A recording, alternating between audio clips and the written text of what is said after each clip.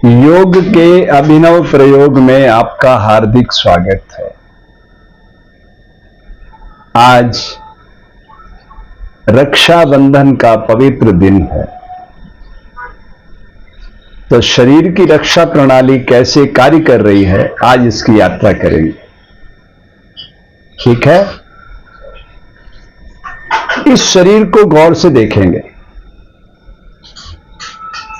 ये पूरा कैसे काम कर रहा है। ये सारे अंग एक दूसरे की कैसे मदद कर रहे हैं, ये अलौकिक यात्रा आज करेंगे। ये जो त्वचा है, इसके ऊपर पैर से लेकर सिर तक अंदर बाहर छोटे छोटे बाल लगे हुए, ऐसा ही है ना। आप इसे बाल कहते हैं, मैं इसे कंडेंसर कहता हूं। जब ये अंदर कान का छोटा सा बाल टूट जाता है और आपका ध्वनि यंत्र ठीक से काम नहीं करता है, तो यहां भारत में तो वो टेक्नोलॉजी नहीं आई है, लेकिन जर्मनी में आ चुकी है।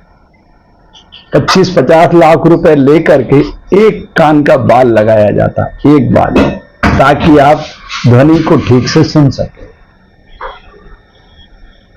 तो समझ में आ गई बात। तो ये जितने बाल हैं क्या है, ये कंडेंसर है बॉडी के। एक चींटी अगर इस शरीर पे आती है तो उसकी सूचना यहां तक पहुंचती है with in a few second. इस त्वचा के नीचे चर्बी है, चर्बी के नीचे मांस है, मांस के नीचे हड्डी है, हड्डी के नीचे शिराएं हैं, उन शिराओं में रक्त बह रहा है। उस रक्त के ऊपर जो आप प्राण लेते हो, तो प्राण, अपान, समान, व्यान, उदान, 5 तरह की वायु बनके उस रक्त पर सवारी करती है, जिसके प्रभाव से आंख देखती है, कान सुनता है, नासिका गंध, सुगंध, दुर्गंध बताती है, श्वास को भीतर लेके जाती है। तो प्रकृति का सबसे बड़ा फिल्टर प्लांट यहां छुपा हुआ है। जीवा वाणी का उद्गम करती है, स्वाद बताती है, त्वचा मौसम का हाल देती है। तो प्रकृति के इस अनूठे यंत्र को समझेंगे कि इसके भीतर रहने वाले मन, बुद्धि, चित्त, अहंकार रूपी सैनिक आत्मा तक कैसे लेके जा सकते हैं। ठीक है, तो रक्षाबंधन की अनूठी अलौकिक यात्रा है। तो इस तरह से 10 द्वारों के साथ शरीर को, यानी ये पद्मासन मुद्रा है, और दोनों घुटनों पर मैंने हाथ रख दिए। धीरे धीरे मैं कमर को सीधा करता जा रहा हूं, और सीधा करता जा रहा हूं, और सीधा करता जा रहा हूं। अब आपके मन में प्रश्न आना चाहिए कि मैं कमर को सीधा क्यों कर रहा। कमर में जो मड़ियां छुपी हुई है वो बहुत ही अद्भुत हैं, अलौकिक हैं। उस रहस्य से आपको जोड़ने की कोशिश करूंगा। ये शरीर उसी के बल पे खड़ा होता है, चलता है, फिरता है, घूमता है, अलग अलग एंगल बनाता है। तभी तो आप पशु पक्षियों के आसन प्राणायाम इस शरीर में उतार पाते हो, नहीं तो कैसे उतार लेते हैं आप। ठीक है, तो इस तरह से हम इसको सीधा करते जाते हैं, सीधा करते जाते हैं, और सीधा करते जाते हैं। और जहां लगे कि बस अब और सीधा नहीं किया जाता, वहां जाके मूर्तिवत ठहर जाना।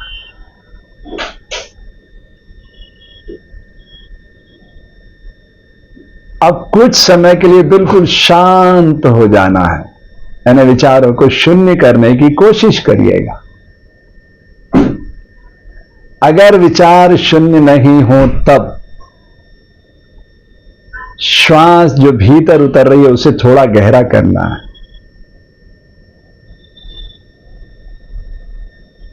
और जो प्रश्वास बाहर आ रही है उसे शक्तिशाली तरीके से बाहर फेंकना है,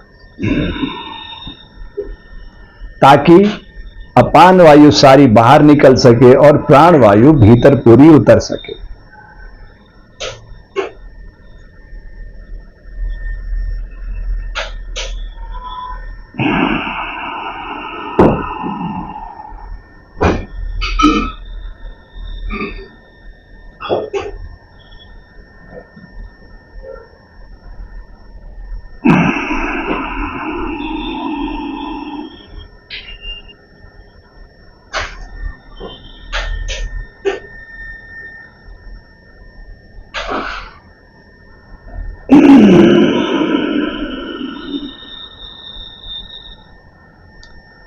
जैसे लॉयन करता है ना,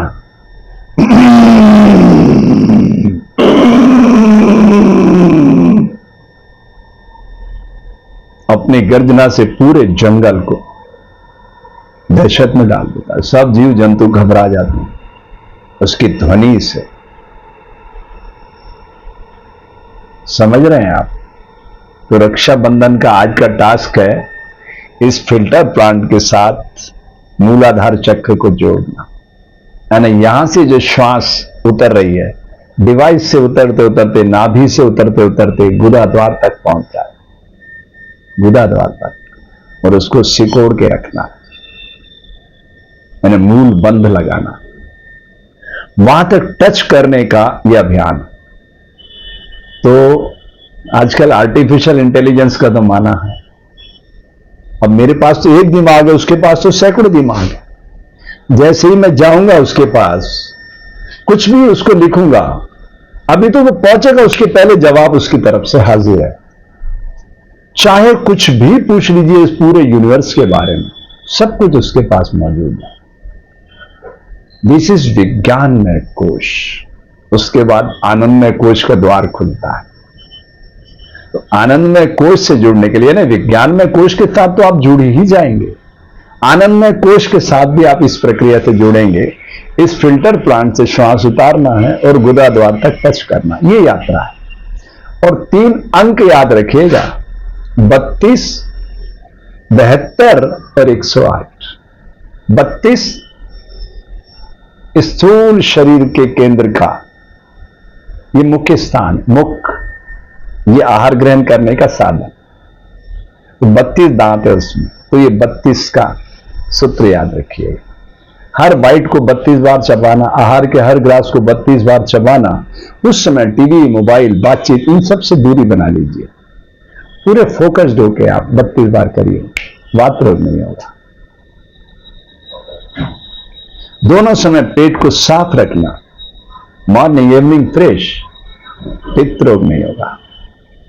अच्छा सोचना, कफ रोग नहीं होगा। वात, पित्त और कफ का संतुलन ही पूर्ण स्वास्थ्य का परिचायक है। मान लो आपका स्वास्थ्य बिगड़ गया, वात दोष है, पित्त दोष है, कफ दोष है, तो क्या करें? बिल्कुल सिंपल है, इस श्वास को धीरे धीरे भीतर गहराई तक लेके जाना। और जिधर का स्वर चल रहा है, यानी सूर्य स्वर चल रहा, तो उसको और गहरा कर दो, तो आपका हार्ट एकदम बच्चों जैसा, खरगोश जैसा नाचने कूदने लग जाएगा। चंद्र स्वर चल रहा है, उसको और गहरा कर दो, तो आपका पेट मक्खन जैसा मुलायम हो जाएगा। और दोनों स्वर चल रहे हैं, सुषुम्ना ने पूरे शरीर में फैला रहे हैं ऊर्जा को। तो जितना आप ले सकते हो, खजाना लुटा रही है प्रकृति, तो आप लूटिए, आपके पात्र को बड़ा करिए। इतनी सी तो कहानी है। तो चलिए अब यात्रा शुरू करते हैं। 32, 72, 108। मैं ये नहीं कह रहा कि आज ही आप 32 मिनट बैठ जाइए, लेकिन आपको जहां से भी आपकी नैसर्गिक क्षमता आपकी बॉडी की स्वीकार करती है, वहां से यात्रा शुरू करके धीरे धीरे आपको थोड़ा थोड़ा बढ़ाते हुए, मान लो आज 10 मिनट है, कल 11 मिनट कर लो, परसों 12 मिनट कर लो, ऐसे एक एक मिनट बनाओगे, बढ़ाते जाओगे तो 108 मिनट, 108 दिन की यात्रा है। उसके बाद चमत्कार घटित हो जाएगा। तो शरीर को मूर्तिवत ठहराना, गहरी श्वास लेना और गहरी प्रश्वास छोड़ना। ऐसा समझिए शरीर के भीतर एलिफेंट आ गया, हाथी मस्ती से श्वास ले रहा है। ठीक है, यात्रा शुरू करते हैं।